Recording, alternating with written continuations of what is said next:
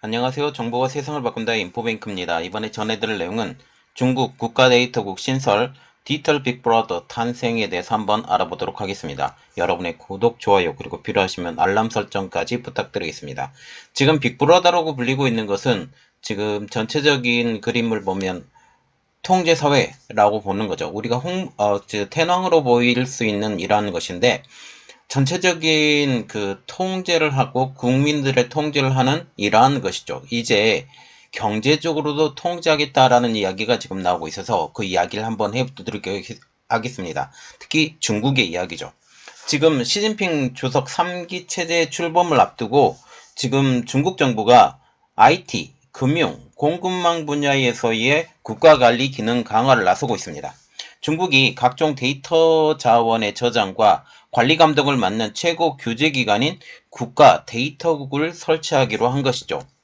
증권업을 제외한 금융업의 관리 감독을 총괄 책임지는 국가금융관리감독총국도 신설하기로 했습니다. 그래서 지금 보시면 데이터도 저장하고 관리하는 이러한 업체와 그리고 금융업까지 통틀어서 이러한 것을 다 국가가 관리하겠다라고 얘기를 하는 거죠.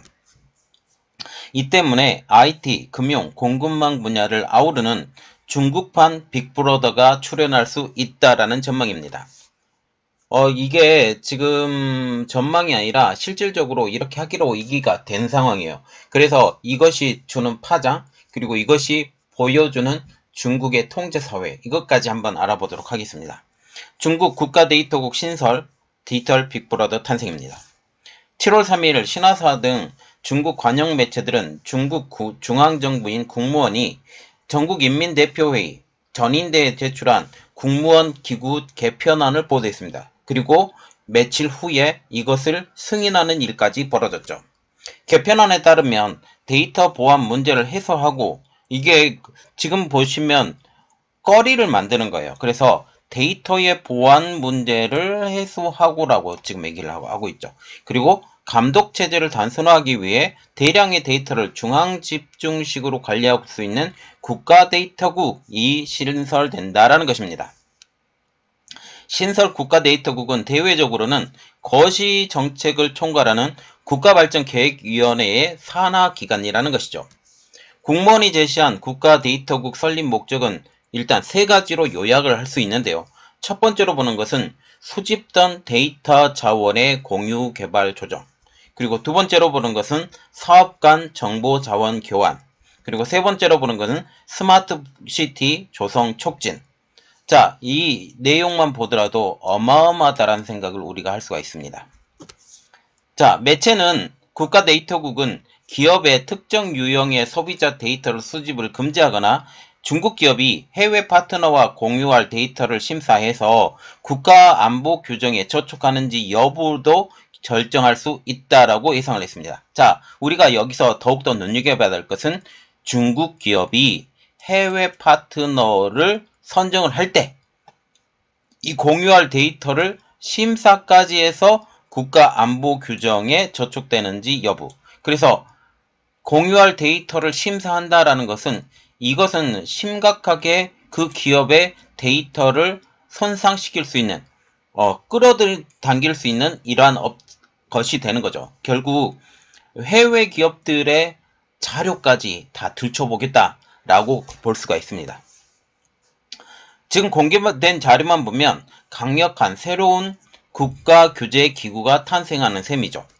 여기에 금융비 부분 감독 통제도 강화될 전망입니다. 국무원은 직속기관으로 국가금융감독관리총국을 신설하는 방안을 제시를 했습니다. 이는 중앙은행인 중국인민은행의 기능과 중국증권감독관리위원회의 모든 기능을 총괄하는 기구가 될 것으로 보이죠. 그래서 국가금융감독관리총국, 여기서 어떤 일을 하냐면 중국인민은행에서 가지고 있는 금융감독 기능과 금융 소비자 보호 업무를 따오고, 그리고 중국 증권감독관리위원회에서 가지고 있는 투자자 보호 기능도 가져온다라는 그런 내용이죠. 이처럼 국가금융관리총국은 종전에 은행보험감독관리위원회의 기능을 모두 흡수하면서 그 기능이 확대된 조직으로 출범하게 될 것으로 보입니다. 국무원의 과학기술부는 공급망 사실을 강화하기 위한 기능을 조정한다라고 지금 얘기를 하고 있죠. 특정 과학연구 프로젝트에 관여하지 않고 중앙과학기술위원회를 만들어 부처별 과학기술 정책과 프로젝트도 총괄 조정하게 된다라고 얘기를 하고 있습니다. 그래서 지금 모든 기술들을 다 끄집어 당기고 특히 과학기술까지도 다 받아들이겠다. 한 곳에 집중해서 이것을 분배하고 이 분배를 통해서 정보를 공유하고 이러한 일들이 벌어진다라고 말을 하고 있죠. 이와 함께 과학기술을 경제 사회 발전과 결합하고 기초연구, 응용연구, 인재 양성 등을 책임진다고 합니다. 이러한 개편안은 미국 주도 치포와 첨단 반도체 및 장비 수출 제한 등 첨단 기술 공급망 배제를 맞서기 위한 장치로 해석되고 있습니다. 결국 국가가 이 과학기술을 모두 다 통제해서 이것을 발전해서 이 미국의 이러한 통제에 맞서겠다라는 그런 내용이죠. 개편안에 따르면 과학기술부는 과학기술 전 분야에 걸친 공급망 사실을 최적화하고 집중하게 된다라는 사실입니다. 이번 국가데이터국 금강총국의 출범은 모든 데이터를 국가가 직접 관리하고 중국의 은행 보험을 모두 관리할 슈퍼기구의 출현으로 볼 수가 있죠. 국가데이터국은 데이터 자원을 모두 모으고 지금 현재 4차 산업혁명이 지금 들어오게 되면서 이제 AI 시대로 넘어오면서 전체적인 자료를 구하기가 굉장히 쉬워졌어요. 그리고 사람들이 뭘 사는지, 뭘 보는지, 뭘 관심을 가지고 있는지 이러한 기술이 어떤 것이 필요하냐? AI 반도체가 필요하다라는 거죠. 이것이 결국 미국이 원했던, 막고 싶어 했던 그런 내용입니다.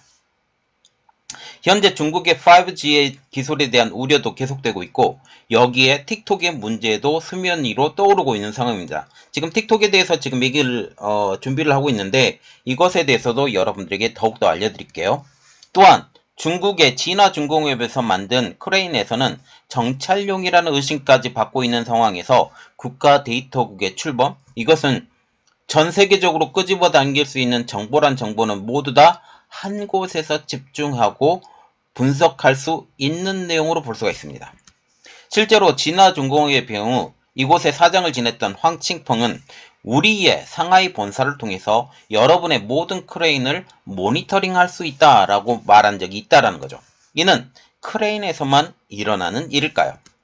이미 위챗을 이용한 사용자들은 이미 중국 정부로부터 많은 정보를 파악되고 있는 것으로 알려지고 있습니다. 여기에 중국에 있는 외국계 기업들도 이번 조직 개편으로 위험에 노출될 가능성이 높다라는 분석까지 나오고 있는 상황이죠. 자, 지금 보시면 결국 외국계 기업들까지 정보를 털릴 가능성이 높다라는 것을 우리가 알 수가 있죠. 결국 이것은 한 나라를 건너서 지금 중국의 중앙집권 그리고 중앙집권을 강화하려는 시진핑 주석의 그 야욕 그리고 여기에 반도체를 막으려고 하는 미국에 대항해서 이 기술을 발전시키려는 중국의 야심 이런 것들이 한꺼번에 합쳐진 것이라고 보면 되겠습니다. 이번 내용은 여기까지 하겠습니다. 저희 내용이 여러분들에게 도움이 되셨다고 생각을 하시면 구독, 좋아요 그리고 필요하시면 알람 설정까지 부탁드리겠습니다. 감사합니다.